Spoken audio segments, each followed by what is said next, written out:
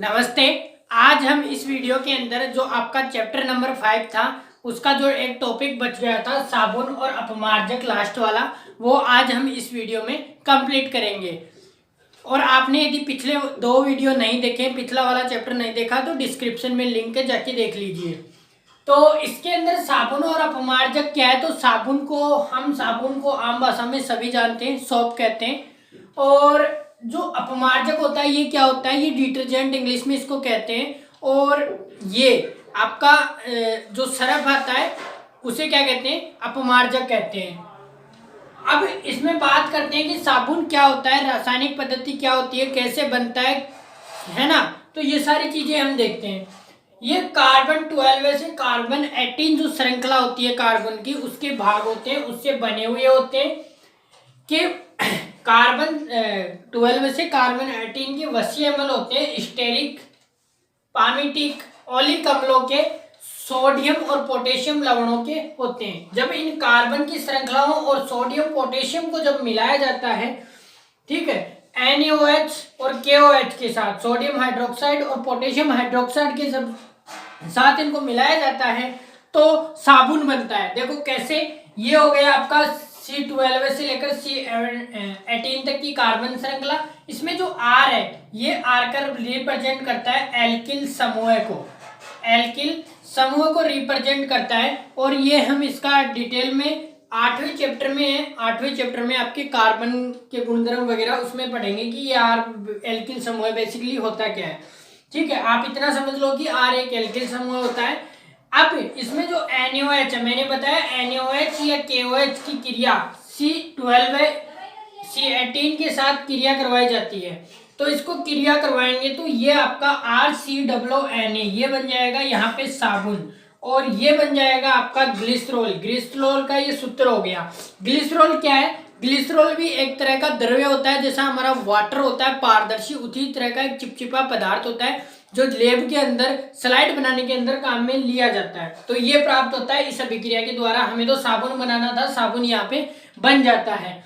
अब इसके बाद क्या किया जाता है, इसमें उच्च सोडियम और पोटेशियम लवण आ जाते हैं। जो उच्च सोडियम और पोटेशियम लवण से जो बनते हैं तो वो झाग कम देते हैं। और इसमें जो पोटेशियम होता है वो तो मृदु जल में झाग नहीं देता, इसलिए इसके क्या किए जाते हैं, शेविंग और शैम्पू बनाए जाते हैं।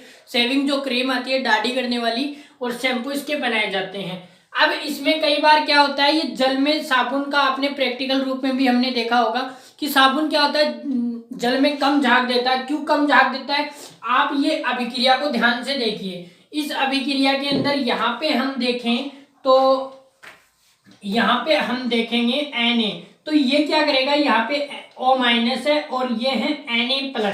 तो ये यहाँ पे क्या करता है, ये जो Ca पॉजिटिव कैल्शियम आयन है और मैग्नीशियम आयन है, ये यहाँ से एक्सचेंज हो जाते हैं और ये Na अटके यहाँ पे कैल्शियम और मैग्नीशियम आ जाता है, जिससे जो साबुन है वो मृदु जल में कम झाग देता है। और इसी के कारण हम अपमार्जक का ज्यादा धुलाई के लिए उपयोग करते हैं।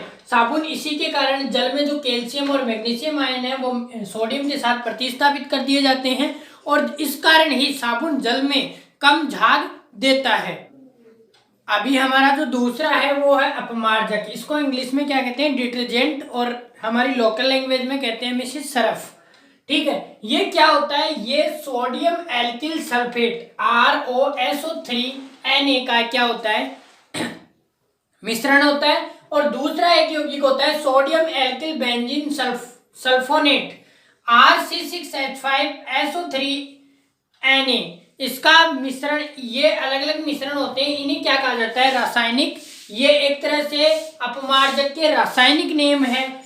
और इसमें भी क्या होता है, ये मृदु जल और कठोर जल दोनों के अंदर झाग देता है। साबुन क्या होता है, कठोर जल के अंदर कम झाग देता है। अब इसके अंदर भी क्या होता है, जैसे हमने साबुन में समझा था कि ये भी सोडियम आयन को एक्सचेंज कर देते हैं कैल्शियम और मैग्नीशियम आयन, फिर भी ये साबुन से ज्यादा झाग देता है मृदु जल में भी, क्योंकि साबुन क्या करता है, अवक्षेपित कर लेता है, उसका अवक्षेप बना लेता है, लेकिन ये नहीं बनाता, इसलिए ज्यादा झाग देता है।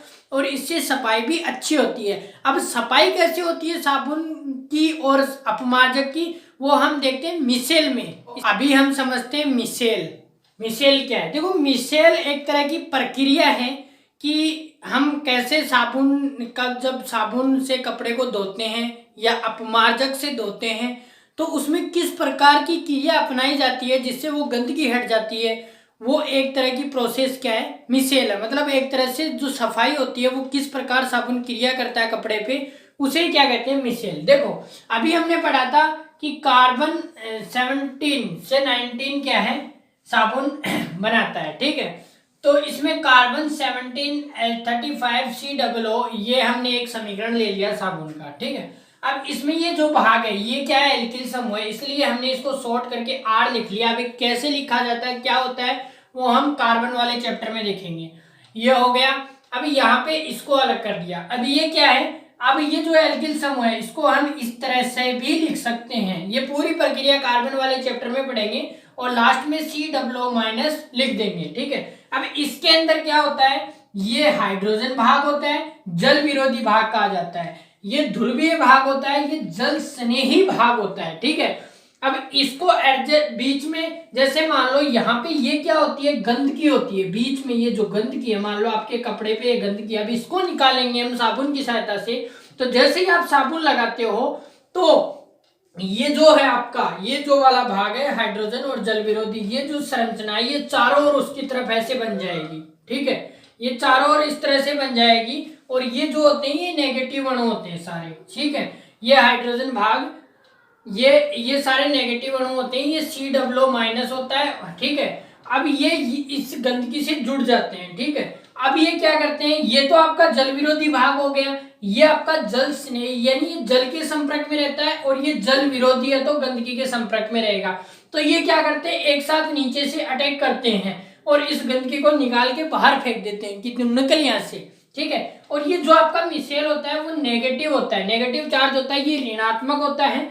और इस तरह से इस पूरी प्रक्रिया को, चिकनाई के गंदगी को, यहाँ से ये जल विरोधी भाग इसके नीचे घुसता है और इसको निकाल के बाहर फेंक देता है और ये जो जल से नहीं भाग है ये इसके चारों तरफ बना रहता है। इसे कहते हैं मिसेल प्रक्रिया। एक तरह से हमारे जो कपड़े हैं उनसे गंदगी निकाला जाता है। तो इसी के साथ आपका जो 5वां चैप्टर है वो कंप्लीट होता है। अब नेक्स्ट वीडियो के अंदर हम 6वां चैप्टर पढ़ेंगे, 6वां 7वां। आपके 6वां 7वां 2021 के लिए नहीं है, ठीक है। तो मिलते हैं हम नेक्स्ट वीडियो के अंदर।